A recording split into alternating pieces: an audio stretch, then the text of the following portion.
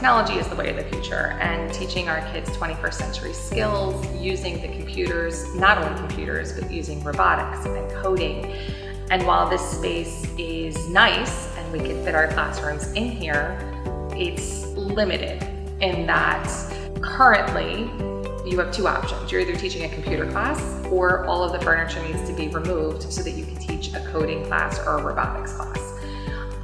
Should the referendum pass, our new computer and STEAM space would have both, allow for both in one space without having to reconfigure the whole room if you want to do different activities throughout the day. Currently, our kids love coding, and we have Sphero mini race cars and Sphero little robotics that they design obstacle courses, and the kids will code for the car to complete the obstacle course.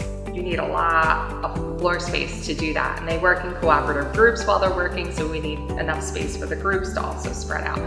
So that floor space is really necessary.